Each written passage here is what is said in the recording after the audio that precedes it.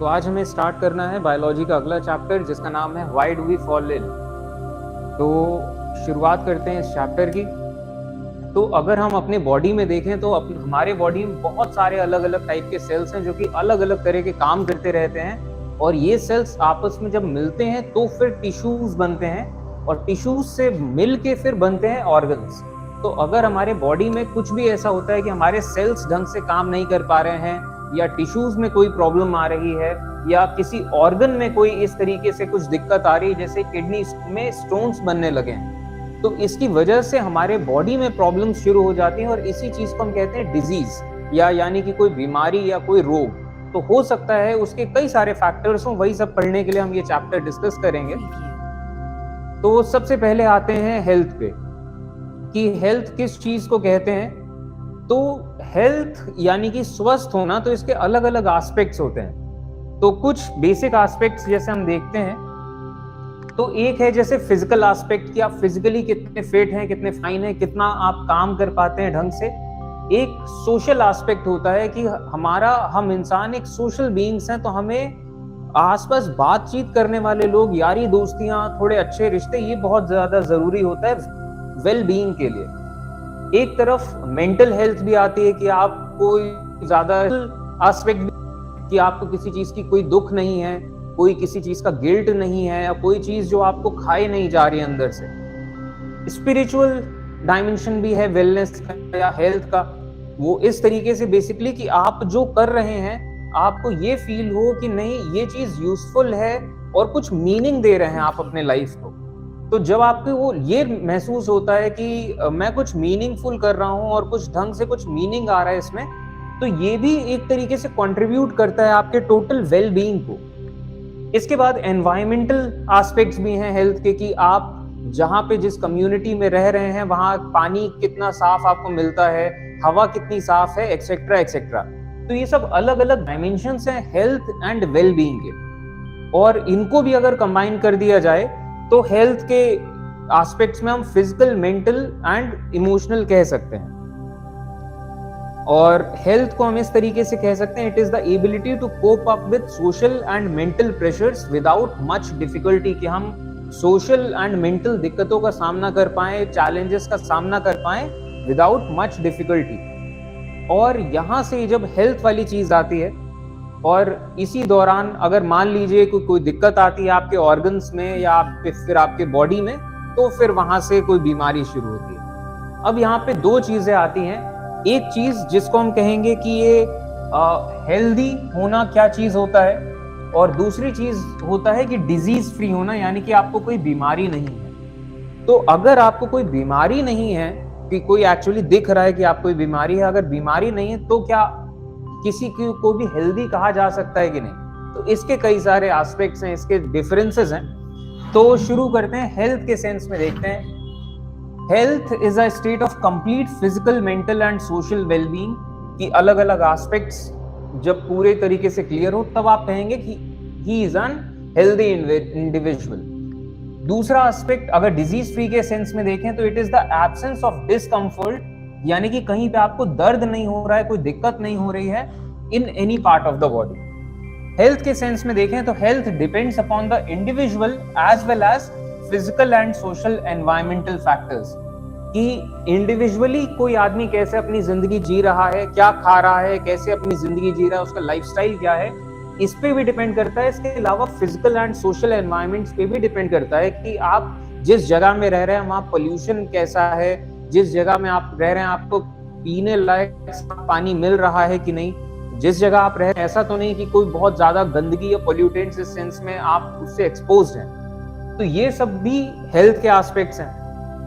Disease ये पूरी तरीके से इंडिविजुअल होता है, डिजीज फ्री होना। हाँ, तो हम यहाँ थे कि एक हेल्दी आदमी डिजीज फ्री होगा, लेकिन डिजीज फ्री आदमी हो सकता है कि वो हेल्दी हो और हो सकता है कि वो अनहेल्दी हो, इस सेंस में कि डिजीज फ्री में हम सिर्फ फिजिकल एस्पेक्ट को कवर कर रहे हैं, हम मेंटल एस्पेक्ट या इमोशनल एस्पेक्ट, स्पिरिचुअल एस्पेक्ट, इन चीजों को कवर नहीं कर रहे हैं। और ऐसे बहुत सारे लोग फिजिकली फाइन है, इमोशनली भी फाइन है, लेकिन वो स्पिरिचुअली ड्रेन्ड है कि उनको लगता है कि लाइफ वेस्ट हो रही है, कुछ मीनिंग नहीं है लाइफ में, तो कुछ खाली खाली सा लगता है। तो इस सेंस में भी खैर इसके आगे हेल्दी आदमी जो होता है ये एनर्जेटिक होता है और ये हर तरह का काम कर सकता है द रिक्वायरमेंट। और डिजीज फ्री आदमी का परफॉर्मेंस क्या होगा ये डिपेंड करता है उसके एनवायरमेंट पे एंड पर्सनल एटीट्यूड्स पे। ठीक है, तो ये सब डिफरेंसेस हो गए। तो हेल्दी होना ये अलग अलग सारे एस्पेक्ट जब कंप्लीट होते हैं तो इसे हेल्थ कहेंगे, और डिजीज फ्री होना ये बेसिकली सिर्फ फिजिकल एस्पेक्ट पे रह जाता है। तो यहाँ पे तो हमने बेसिक अभी डेफिनेशंस देखे। अब इसके बाद जैसे हम देखते हैं कि हेल्थ इफेक्ट होती है, तो हो सकता है आप कैसा खाना खा रहे हैं, आप कैसा लाइफस्टाइल जी रहे हैं, कब सो रहे हैं, कब उठ रहे हैं, और आप कहाँ पे काम कर रहे हैं कि वहां पे आपको पॉल्यूटेंट्स कितने मिल रहे हैं, एक्सेट्रा एक्सेट्रा। आपके ऑर्गन्स में कहीं कोई ऐसा दिक्कत नहीं हो रही है कि कोई ऑर्गन या कोई टिश्यू ढंग से काम नहीं कर पा रहा है। और इसके अलावा हो सकता है कि माइक्रो ऑर्गेनिजम्स चाहे बैक्टीरिया, फंगाई, वायरस, इनमें से ऐसा नहीं हो कि कोई आपके बॉडी में इन्फेक्शन कर दे। तो हेल्थ इफेक्ट होता है आपके फूड एंड लाइफस्टाइल पे भी, आपके ऑर्गन्स के फंक्शनिंग पे भी, एंड माइक्रो ऑर्गेनिजम्स से भी, कि माइक्रो ऑर्गेनिजम्स की वजह से कोई बीमारी आपको नहीं हो रही है। इसके बाद अब आते हैं डिजीज एंड कॉजेस। तो बीमारियों की बात करते हैं, तो बीमारियां इस तरीके से भी हो सकती हैं कि इंटरनल फैक्टर्स के चलते, कि आपके शरीर के अंदर कुछ ऐसे इंटरनल फैक्टर्स हैं कि बीमारी हो रही है कुछ, कि जैसे कि एग्जांपल आपके बॉडी का कोई ऑर्गन ढंग से काम नहीं कर रहा, कोई हार्मोन ढंग से काम नहीं कर रहा। और ये चीज तो हम जानते हैं कि कोई हार्मोन अगर कम काम करेगा तो भी बीमारियां हो जाएंगी, ज्यादा अगर हार्मोन सिक्रीट होने लग जाए तो भी बीमारियां होने लग जाएंगी। तो ये सब आ गए इंटरनल फैक्टर्स में, कि हार्मोनल इम्बैलेंस हो रहा है, आपकी बॉडी किसी तरह का एलर्जिक रिएक्शन कर रही है, मतलब कोई दिक्कत नहीं होनी चाहिए थी लेकिन कुछ एलर्जी हो रही है आपकी बॉडी को, तो नॉर्मल चीजों से भी इफेक्ट हो रही है बॉडी। कोई जेनेटिक डिसऑर्डर है, कई सारी ऐसी बीमारियां हैं जो कि एक पीढ़ी से दूसरी पीढ़ी में ट्रेवल करती हैं। तो आप हो सकता है कि कोई आदमी हेल्दी लाइफस्टाइल जीने की कोशिश करे लेकिन कोई ऐसी बीमारी है जो कि उसको अपनी ये परिवार से मिली है। And mall functioning of body organs, तो कोई बॉडी ऑर्गन ढंग से काम नहीं कर रहा। तो ये सब चीजें हो गए इंटरनल फैक्टर्स। अब कुछ एक्सटर्नल फैक्टर्स। एक्सटर्नल फैक्टर्स में एक हो गया अनहेल्दी डाइट, कि आप खाना ही इतना खराब खा रहे हैं कि उसकी वजह से आपको अलग अलग दिक्कतें शुरू हो रही हैं। इसके अलावा डिजीज कॉजिंग जर्म्स, ऐसी बीमारियां जो कि जर्म्स की वजह से हो रही हैं, चाहे बैक्टीरिया, वायरस, फंगाई, ये सब। आपके एनवायरनमेंट में पोल्यूशन है, पोल्यूशन की वजह से आपको हेल्थ में प्रॉब्लम हो रही है, और ये एक्सटर्नल फैक्टर्स ही है क्योंकि आप कंट्रोल नहीं कर रहे हो पोल्यूशन कहाँ है, कितना है। और अनहेल्दी लाइफस्टाइल्स, आपका लाइफस्टाइल अनहेल्दी है, आपका खाना पीना, उठना बैठना, सोना का उसका टाइमिंग, और बहुत सारी चीजें लाइफस्टाइल में बहुत सारी चीजें आती हैं। आप कितना एक्सरसाइज करते हैं, ये बैलेंस कैसे आप बनाते हैं आपके खाने पीने का, एक्सरसाइज का, एक्सेट्रा एक्सेट्रा। तो ये सब हो गए एक्सटर्नल फैक्टर्स। तो अब इनको थोड़ा सा और डिस्कस करना शुरू करते हैं। तो पहले टाइप के फैक्टर्स अगर हम देखना शुरू करें, इंट्रिंसिक। इंट्रिंसिक ऐसे फैक्टर्स के चलते होता है जो कि पूरी तरीके से with in the human body हैं, और ये इसके फैक्टर्स तो हम देख ही चुके हैं। कुछ बीमारियां देखते हैं इंट्रिंसिक, जैसे कि एग्जांपल थायराइड हार्मोन जब हमारा हाइपर सिक्रीशन करने लगता है, यानी कि जितना उसे थायरोक्सिन बनाना है वो उससे ज्यादा बनाने लगता है, तो एक बीमारी होती है जिसे ग्रेव्स डिजीज कहते हैं। एक्सोप्थेल्मिक गोइट्रे, की गला थोड़ा सा सूज आता है, गोइट्रे, आंखें बल्ज होने लगती हैं और शरीर फूला फूला सा, पूरे शरीर में सूजन जैसी आ जाती है। इसके बाद क्रेटिनिज्म इन इन्फेंट्स, यही थायराइड हार्मोन जब हाइपर सिक्रीशन करता है बच्चों में, तो इसकी वजह से क्रेटिनिज्म होता है, मेंटल और फिजिकल रिटार्डेशन हो जाता है। मिक्सोडर्मा, ये भी एक बीमारी है थायराइड की वजह से ही। एडिसन्स डिजीज, डायबिटीज की हार्मोन जो हमारा इंसुलिन है वो बहुत कम सिक्रीट हो रहा है, तो जिसकी वजह से डायबिटीज हो रहा है। एल्डोस्टेरॉन कम सिक्रीट हो रहा है तो एडिसन्स डिजीज हो रहा है। तो ये सब इंटरनल फैक्टर्स हैं कि हमारे बॉडी के अपने ऑर्गन्स ढंग से काम नहीं कर रहे हैं या फिर हार्मोन्स ढंग से काम नहीं कर रहे हैं। अब अगर हम क्लासिफिकेशन करें कुछ कॉमन डिजीजेस इन ह्यूमंस के, तो टाइप्स ऑफ डिजीज अगर हम देखना शुरू करें तो एक तरफ है फिजिकल बीमारियां, जो कि इस वजह से होती है कि किसी बॉडी पार्ट में टेम्परेरी या परमानेंट डैमेज है, जैसे कि आपको फ्रैक्चर हो जाए, लेप्रोसी हो जाए। कुछ इन्फेक्शंस की वजह से बीमारियां होती हैं, वायरस, बैक्टीरिया, फंजाई, इन सब के चलते typhoid, diarrhoea, malaria, hepatitis, AIDS, TB, polio, influenza, cholera, ये सब चीजें हो गई माइक्रो ऑर्गेनिजम्स के इन्फेक्शंस के चलते। कुछ बीमारियां होती हैं जो कि होती है डेफिशिएंसी डिजीजेस, कि आपके डाइट में कुछ न्यूट्रिएंट्स हैं जो कि सही क्वांटिटी में नहीं जा पा रहे हैं, जिसकी वजह से इन चीजों का कमी हो रही है और जिसके चलते फिर और बीमारियां होती हैं, जैसे kwashiorkor, marasmus, scurvy, rickets, anaemia, goitre, xerophthalmia, beriberi. तो अलग अलग चीजें, कभी विटामिन कम है, कभी आयरन कम है, कभी कुछ और कम है, तो अलग अलग सेंस में।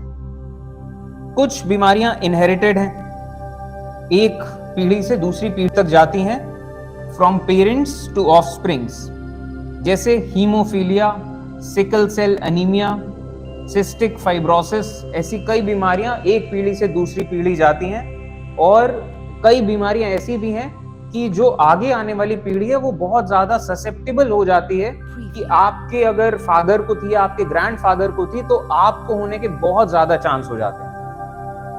कुछ बीमारियां होती हैं डीजेनरेटिव, यानी कि कुछ ऑर्गन्स या टिश्यूज वियर अवे हो जाते हैं और ढंग से काम नहीं करते हैं विद एज, उम्र के साथ। तो ये बुढ़ापे वाली बीमारियां हैं कि अर्थराइटिस, कम दिखाई देना, कम सुनाई देना, ऐसी कई सारी दिक्कतें जो कि उम्र के साथ आती हैं। कुछ मेंटल बीमारियां हैं, ब्रेन डैमेज हो जाए या तो फिर कोई साइकोलॉजिकली कुछ इलनेस हो जाए, तो जैसे डिप्रेशन है, पैरानोया है। इसके बाद कुछ सोशल बीमारियां हैं। सोशल बीमारियां जैसे कि इस सेंस में कि social interactions with family, friends and strangers. अब जैसे कि सोशल के सेंस में, जो इन समाज में जब आप बैठते हैं तो इसके चलते हो सकता है कि आपके आसपास वाले लोग ड्रग्स ले रहे हैं, आप भी ड्रग्स लेने लग जाएं, डिपेंडेंट हो जाएं। Alcoholism, smoking, unhealthy lifestyles, social isolation, ऐसी कई सारी चीजें हैं कि आपके आसपास ये जब सब चीजें चल रही हैं, अगर आप भी इन सब में इन्वॉल्व हो जाएं तो इनकी वजह से भी ये सब बीमारियां होती हैं। तो हमने कुछ बीमारियों के क्लासिफिकेशन देखे और यहाँ पे तो हमने इंटरनल फैक्टर्स वाली बीमारियां देखी। अब चलते हैं आगे, अब देखते हैं एक्सट्रिंसिक फैक्टर्स। एक्सट्रिंसिक नाम से क्लियर हो रहा है कि ऐसी चीजों के चलते जो कि बाहर के फैक्टर्स हैं। तो जैसे कि एग्जांपल, एक तो रहा इम्बैलेंस डाइट, कि आप ढंग से खा नहीं रहे हैं। इसके बाद हो गए माइक्रो ऑर्गेनिजम्स, अलग अलग तरह के माइक्रो ऑर्गेनिजम्स आपके बॉडी में आ रहे हैं जिसकी वजह से बीमारियां हो रही हैं। Environmental pollution, air quality, water quality, ये सब चीजें आ जाती हैं एक्सटर्नल फैक्टर्स में। और इसके अलावा बाकी फिर और भी जो चीजें हैं जैसे टोबैको, अल्कोहल, ड्रग्स, ये सब चीजें एक्सटर्नल बीमारियां हैं। तो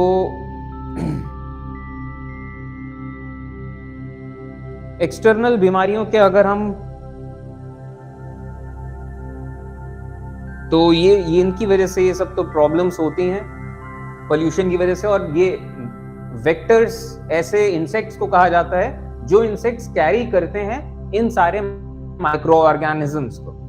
तो एक्सटर्नल फैक्टर्स की बीमारियों में जैसे हम देखें तो पहले तो डेफिशिएंसी डिजीजेस आ गए, जितने भी डेफिशिएंसी डिजीजेस हैं, और इसके अलावा बाकी और भी जो माइक्रो ऑर्गेनिजम्स के चलते होते हैं। तो अगर हम एक तरफ से देखें तो night blindness, obesity, scurvy, anaemia, ये सब चीजें हो गई डेफिशिएंसी डिजीज। इसके अलावा ट्यूबरक्यूलोसिस, रैबीज, डेंगू, हेपेटाइटिस, काला आजार और स्किन डिजीज, रिंग वर्म जो करते हैं, ये सब चीजें हो गई बाकी और एक्सटर्नल फैक्टर्स वाले डिजीजेस। और एक्सटर्नल फैक्टर्स के डिजीजेस, पॉल्यूटेंट्स के चलते और टोबैको, अल्कोहल के चलते ये सब चीजें तो हमने देख लिया। अब यहाँ पे देखते हैं कुछ डेफिशिएंसी डिजीजेस। तो प्रोटीन की कमी से क्वाशियोकोर ये बीमारी होती है। इसके बाद proteins and total food calories, इनकी कमी से होता है मेरास्मस। विटामिन ए की कमी से ज़ीरोफ्थैल्मिया। विटामिन ए की कमी से ही होता है नाइट ब्लाइंडनेस। विटामिन B1 की वजह से बेरी, विटामिन B2 की वजह से काइलोसिस। नियासिन की कमी की वजह से पैलेग्रा। विटामिन B12 की कमी से पर्नीशियस एनीमिया। आयरन की कमी से दूसरे टाइप का एनीमिया होता है माइक्रोसिस्टिक एनीमिया। विटामिन सी की कमी से हो रहा है स्कर्वी। विटामिन डी की कमी से आपको होता है रिकेट्स इन चिल्ड्रन। विटामिन के की कमी से ब्लीडिंग डिजीज। फ्लोरीन और आयोडीन, इनकी कमी से डेंटल कैरीज एंड गोइट्रे। तो ये हो गए डेफिशिएंसी न्यूट्रिएंट्स, और इनकी कमी की वजह से जो डेफिशिएंसी डिजीजेस होते हैं। तो ये सब के सब आगे एक्सटर्नल फैक्टर्स में। अब है अगला जो टर्म आता है, ये है लेवल ऑफ इमीडिएट कॉज। तो कई बार ऐसी बीमारियां होती हैं, जैसे कि कॉलरा एक बीमारी है। कॉलरा बीमारी होती है पानी, गंदा पानी जब आप पीते हैं इसकी वजह से। तो अगर मान लीजिए किसी को गंदा पानी पीने की वजह से कॉलरा हो गया, तो पहला रीजन जो है वो तो ये सिंपल सी चीज हो गई कि कॉलरा ये माइक्रो ऑर्गेनिजम्स की वजह से हुआ और ये गंदा पानी की वजह से हुआ। और दूसरा रीजन क्या है, ये गंदा पानी आपको क्यों पीना पड़ा? क्योंकि आप ऐसे बस्ती में रहते हैं जहां पे पानी के लिए आप डिपेंडेंट हैं ऐसे सोर्सेस पे जहां से गंदा पानी ही आता है। तो आप चाहे ना चाहे आपको यही पानी पीना पड़ेगा। तो ये दूसरा जो फैक्टर हो गया, ये हो गया एनवायरमेंटल फैक्टर एक तरीके से आपके लिए। और जो तीसरा फैक्टर है कि अच्छा आपका एनवायरनमेंट खराब क्यों है, तो यहां पे आती है गरीबी, कि आप जरूर गरीब होंगे तभी ऐसे आप मोहल्ले में रह रहे हैं जहां पे पानी की फैसिलिटी ढंग से नहीं है, पीने लायक पानी नहीं मिल रहा। तो हो सकता है कि किसी बीमारी के अलग अलग कॉजेज हों। तो कॉलरा बेसिक कॉज तो ये है माइक्रो ऑर्गेनिजम्स के चलते। सेकेंड लेवल ऑफ कॉज हो गया आपका environment. Third layer of cause हो गया कि आपकी गरीबी। तो ये सब चीजें ऐड ऑन हो रहे हैं, तब जाके ये बीमारी हो रही है आपको।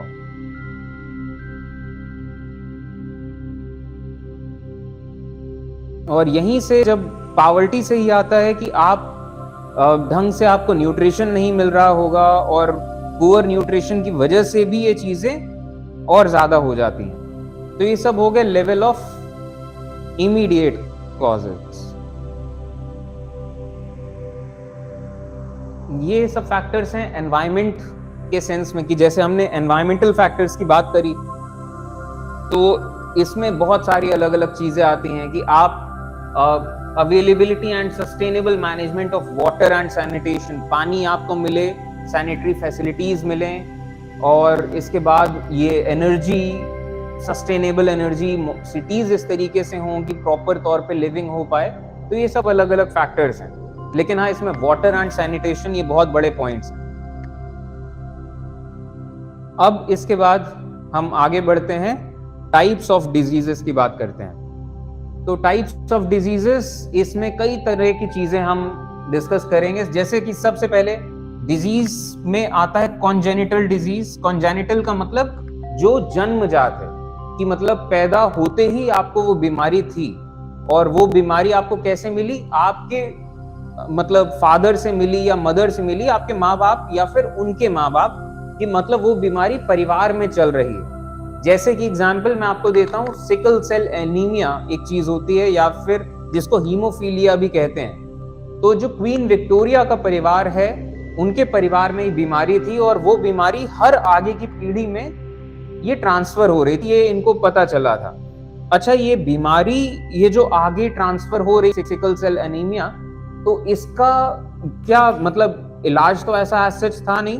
तो इलाज मतलब इसको रोका, जब ये पता किया गया तो ये पाया गया कि ये जो राजशाही परिवार आपस में ही शादियां करते हैं, क्योंकि रॉयल ब्लड वाली बात है, शाही खून और ऐसा वैसा, तो बहुत क्लोज्ड कम्युनिटीज कुछ ऐसी हैं, कुछ ऐसे परिवार हैं जहां पे शादियां हुए जा रही हैं इतने सदियों से। तो यहाँ पे इनको ये सलाह दी गई कि आप अपने परिवारों में ये न्यू ब्लड या फिर फ्रेश ब्लड को आप मतलब शामिल करें, तो फिर शायद आपके जो अगले बच्चे हों वो नए जब परिवारों से वो होंगे, जुड़ेंगे आप, तो फिर जो आपके बच्चे होंगे शायद उनमें सिकल सेल एनीमिया ना हो। ये है कंजेनिटल डिजीजेस, यानी कि आपको जन्मजात मिल रहे हैं। दूसरी तरफ है एक्वायर्ड डिजीज, यानी कि आपको ये बीमारी जो हुई ये जन्मजात नहीं थी, आपने एक्वायर करी है। अब एक्वायर्ड डिजीजेस में से भी अगर हम देखें तो एक तरफ हो गए इन्फेक्शियस डिजीजेस या फिर कम्युनिकेबल, जो एक आदमी से दूसरे आदमी को हो सकता है, जैसे कि एग्जांपल कॉलेरा। कॉलेरा एक रोगी से उसके आसपास वालों को फैल सकता है, और इसी तरीके से और भी कई सारे कम्युनिकेबल डिजीजेस हैं। तो ये हो गए इन्फेक्शन या कम्युनिकेबल डिजीजेस, और हो सकता है हवा से फैले, पानी से फैले, या अलग अलग और भी जरियों से फैले, ये सब हम डिस्कस करेंगे आगे। और दूसरी तरफ हो गया नॉन इन्फेक्शियस डिजीजेस, या दूसरा लफ्जों में कहें तो नॉन कम्युनिकेबल डिजीजेस। अब इन्फेक्शियस डिजीजेस भी अगर हम देखें तो एक है डायरेक्ट ट्रांसमिशन और एक है इनडायरेक्ट ट्रांसमिशन, इनको हम डिस्कस करेंगे अभी। और दूसरी तरफ नॉन इन्फेक्शियस डिजीजेस, जो कि एक आदमी से दूसरे आदमी को नहीं पहुंचेगा। इसमें क्या क्या है, इसमें हो गए डिफिशियंसी डिजीजेस, आपके शरीर में कमी है तो आपकी रहेगी, दूसरे के शरीर में नहीं जाएगी। मेटाबॉलिक डिजीजेस, मेटाबॉलिज्म से जुड़े हुए, आपको किसी चीज से एलर्जी है लेकिन जरूरी नहीं कि वो एलर्जी किसी और को भी चली जाए। Degenerative cancer diseases, metabolic allergies, injury, आपका कोई ऑर्गन डैमेज है, तो ये सब चीजें हो गए एक्वायर्ड डिजीजेस में से भी नॉन कम्युनिकेबल, और फिर ये सारे टाइप्स। अब एक एक करके इनको देखना शुरू करते हैं। तो पहले डिफरेंसेस के सेंस में देखते हैं। तो इन्फेक्शियस और कम्युनिकेबल डिजीजेस, तो infectious diseases are caused by attack of pathogens, micro organisms के चलते जो बीमारियां होती हैं ये है कम्युनिकेबल डिजीजेस, और इसी वजह से फैल पाती हैं एक जगह से, मतलब एक आदमी से दूसरे आदमी तक। These are brought by external factors. ये इन्फेक्शियस डिजीज पास होते हैं from disease person to a healthy person, और हो सकता है ये हवा से फैले या पानी से फैले या कीड़े मकोड़ों से फैले, जिनको हम वेक्टर्स कहते हैं। तो जैसे कि कई सारी बीमारियां हैं, जैसे कोविड ही था, कोविड वो हवा से फैलता है कि कोई आदमी जैसे छींकता है तो फिर उसके जो ये सलाइवा है और वो जो कफ है वो उसके कुछ ड्रॉपलेट्स बनेंगे, माइक्रो ड्रॉपलेट्स, और वो हवा के जरिए ट्रेवल करेंगे। कुछ पानी से फैलते हैं जैसे कॉलेरा के सेंस में, कुछ वेक्टर्स के सेंस में। Community hygiene can reduce the incidence of infectious diseases. जो ऐसे डिजीजेस हैं इनको थोड़ा सा कम करने में कम्युनिटी हाइजीन एक रोल प्ले कर सकती है, कि पूरे कम्युनिटी समुदाय के सेंस में अगर साफ सफाई रखी जाए, साफ पानी हो, सैनिटेशन का सही यूज हो रहा हो सही तरीके से, कोई गंदगी नहीं है, तो थोड़ा सा कम होता है कि ये कम्युनिकेबल डिजीजेस फैलें।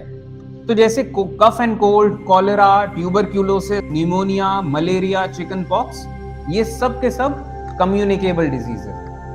अब इसके बाद हो गया नॉन इन्फेक्टिव या तो फिर नॉन कम्युनिकेबल डिजीजेस। ये होते हैं caused by other factors other than living pathogens. Pathogens के अलावा, माइक्रो ऑर्गेनिजम्स के अलावा, जो कि इंटरनल फैक्टर्स की वजह से हैं, और ये पास नहीं हो सकते from one person to another. और इसमें ट्रांसमिशन ऑब्वियसली जब पास ही नहीं हो रहे हैं तो ट्रांसमिशन एब्सेंट है। और हाँ, लेकिन ये नॉन कम्युनिकेबल डिजीज हेरिडिटी जरूर हो सकते हैं, जरूरी नहीं कि सारे के सारे हो, लेकिन हो सकते हैं। और community hygiene is ineffective in reducing the incidence of non infectious diseases, कि अगर सब लोग साफ सफाई रखें और ये कम्युनिटी हाइजीन रहे, लेकिन फिर भी अगर आपकी मतलब बॉडी इतना इंसुलिन नहीं प्रोड्यूस हो रहा है तो आपको डायबिटीज हो जाएगा। तो हाइपरटेंशन, गोइट्री, ये सब इंटरनल डिजीजेस हैं जो हो जाएंगे आपको। कम्युनिटी का इसमें हाइजीन इतना इफेक्टिव नहीं रहता है। तो ये डिफरेंस हो गया इन्फेक्शियस या कम्युनिकेबल डिजीज और दूसरी तरफ नॉन कम्युनिकेबल डिजीज। अब हम देखते हैं कुछ और टर्म इसमें आएंगे। अगला टर्म जो आता है ये है एक्यूट डिजीज और क्रॉनिक डिजीज। तो एक्यूट डिजीज ऐसे बहुत जल्दी आपको पता चल जाएगा, जैसे कि जुकाम है। जुकाम आपको हुई और आपको झट से पता चल जाएगा कि आपको जुकाम हुई है, और थोड़े टाइम में, कुछ दिनों में जुकाम सही भी हो जाएगी और आपकी बॉडी अगेन दोबारा से बिल्कुल हेल्दी हो जाएंगे। और ऐसा कोई जुकाम आपके शरीर पे कोई इतना लॉन्ग लास्टिंग इफेक्ट नहीं छोड़ेगी कि आप कुछ दिक्कत हो जिसकी वजह से। ठीक है, तो acute diseases they last for only short period of time, बहुत कम टाइम के लिए रहती हैं एक्यूट डिजीजेस।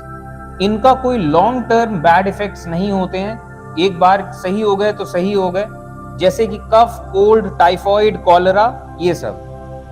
दूसरी तरफ है क्रॉनिक डिजीजेस। क्रॉनिक डिजीजेस ये इस तरह की बीमारियां हैं कि इनको बिल्डअप होने में टाइम लगता है, आपको पकड़ में आने में टाइम लगता है।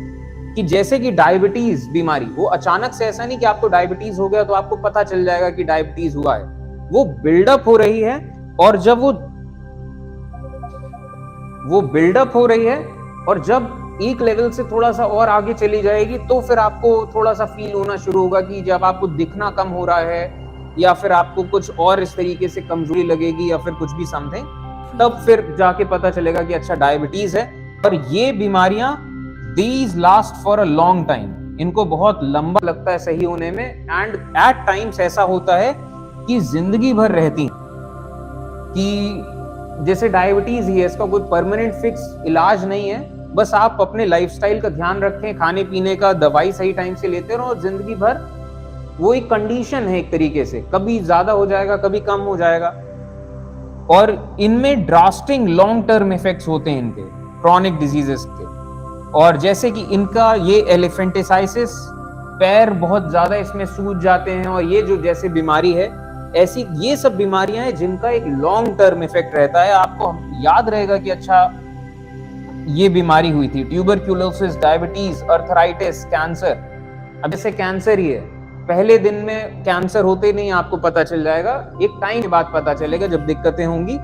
और अगर सही भी हो जाए तब भी लॉन्ग टर्म इफेक्ट इसके आप कह सकते हैं। लॉन्ग टर्म इफेक्ट मतलब इनके मुकाबले कि यहाँ तो 4 दिन दवा खाई सही हो गए, 8 दिन 12 दिन दवा खाई सही हो गए, ये लॉन्ग टर्म इफेक्ट्स हैं कि लंबा टाइम लगेगा आपको सही होने में, और पूरी तरीके से बॉडी रिकवर कर पाए इसमें लंबा टाइम लगेगा। और over a period of time बहुत लोग से, मतलब इतने पीरियड ऑफ टाइम में बहुत लोग को पता चलेगा अच्छा कोई बीमारी थी तभी ऐसे कमजोर हो गए हैं और ऐसा वैसा। ठीक है, तो ये सब हो गए क्रॉनिक डिजीजेस। अब एक्यूट डिजीजेस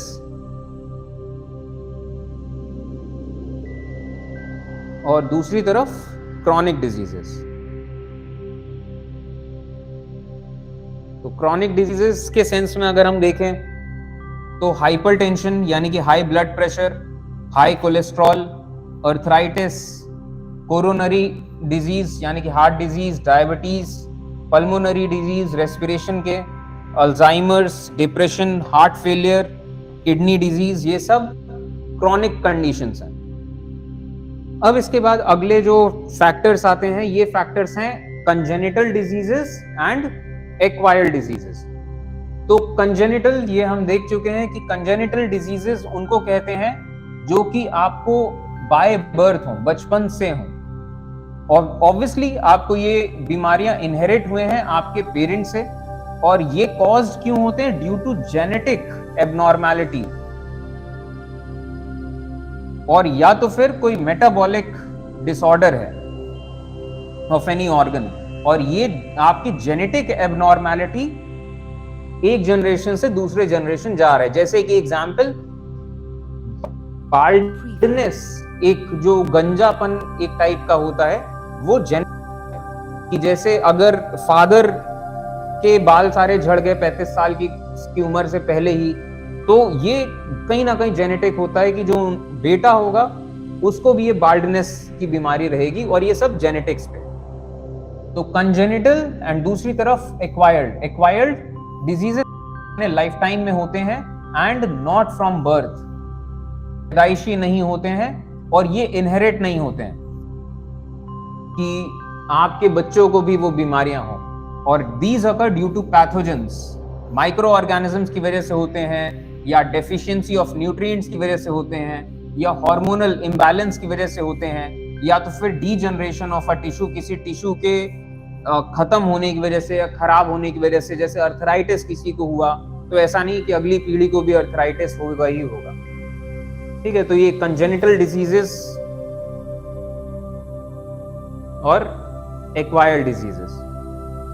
इन्फेक्शियस डिजीजेस जैसे हैं एयरबॉर्न है, वाटर बॉर्न है, कंटामिनेटेड वाटर बाय पैथोजेंस या फिर बाय कांटेक्ट। एंड दूसरी तरफ नॉन इन्फेक्शियस, जो कि एक आदमी से दूसरे आदमी को नहीं होंगे। अब है इन्फेक्शन के एजेंट्स। तो इन्फेक्शंस के एजेंट्स बहुत सारे, माइक्रो ऑर्गेनिज्म के सेंस में देखें तो वायरसेस की वजह से बहुत सारी बीमारियां जो होती हैं, जैसे common cold, influenza, dengue, hepatitis B, AIDS, chicken pox, measles, mumps, SARS, small pox, swine flu, Japanese encephalitis, ये सब बीमारियां होती हैं वायरस के चलते। बैक्टीरियाज के चलते बीमारियां जो होती हैं, typhoid, cholera, tuberculosis, anthrax, acne, tetanus, food poisoning, ring worm, athlete's foot, ये सब चीजें बैक्टीरिया की वजह से होती हैं। फंगाई की वजह से मलेरिया, काला आजार, नहीं, फंगाई की वजह से ये है athlete's foot and ring worm and skin infections, ये है फंगाई की वजह से। और ये प्रोटोजोआ की वजह से होता है मलेरिया, काला आजार, एमीबिक डिसेंट्री, स्लीपिंग सिकनेस, ये सब प्रोटोजोआ। एंड वॉर्म्स की वजह से, जैसे इंटेस्टिनल वॉर्म्स, एलिफेंटियासिस। तो हमने देखा कि वायरसेस की वजह से बहुत बीमारियां होती हैं, बहुत बीमारियां बैक्टीरिया की वजह से, फंगाई की वजह से, प्रोटोजोआ की वजह से, वॉर्म्स की वजह से। अब नेक्स्ट लेक्चर में हम इन्हीं को और डिटेल में डिस्कस करेंगे। वायरसेस की वजह से कौन कौन सी बीमारियां होती हैं, बैक्टीरिया की वजह से कौन सी होती हैं, इनके प्रिवेंशन क्या है, एक्सेट्रा एक्सेट्रा, ये सब चीजें हम डिस्कस करेंगे। और इसी बारे में ही बेसिक, ज्यादातर मेजॉरिटी ऑफ द चैप्टर इसी सब चीजों के बारे में।